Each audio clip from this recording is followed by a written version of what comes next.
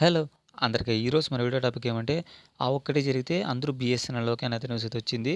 దాని గురించి వీడియోలో అయితే క్లారిటీగా అయితే మాట్లాడుకుందాం. అంతకంటే ముందు మన ఛానల్ అయితే చాలామంది చూస్తున్నారు కానీ సబ్స్క్రైబ్ చేసుకోవట్లేదు. సబ్స్క్రైబ్ చేసుకోండి. అలాగే పక్కన ఉన్న బెల్ ఐకాన్ అయితే ఆన్‌లో పెట్టుకోండి. నేను ఎలాంటి వీడియో పెట్టినా కూడా మీకైతే నోటిఫికేషన్ రూపంలో అయితే వస్తుంది. అలాగే మన వీడియో ఎవరికైనా నచ్చితే లైక్ చేసుకోండి. ఇక వీడియోలోకి అయితే వెళ్ళిపోదాం. ఇక్కడ చూసుకోవచ్చు.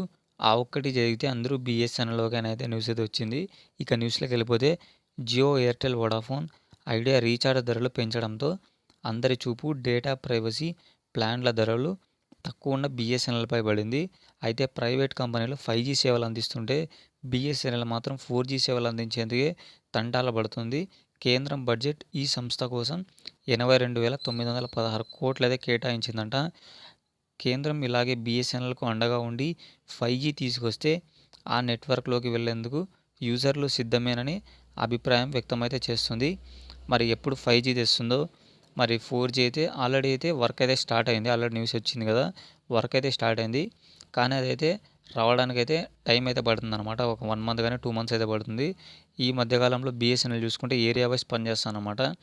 మీరు కూడా ఒకవేళ పోర్ట్ అవ్వాలనుకుంటే మీ ఏరియాలో బీఎస్ఎన్ఎల్ సరిగ్గా పనిచేస్తుందో లేదో చూసైతే తీసుకోండి. ఫోన్ కాల్స్ అయితే బాగా అయితే వర్క్ చేస్తుంది. బట్ డేటా మాత్రం కొద్దిగా అనమాట. ఇక మన వీడియో అయితే అంతే అనమాట. ఇలాంటి మరిన్ని అప్డేట్స్ కోసం మన ఛానల్ అయితే సబ్స్క్రైబ్ చేసుకోండి.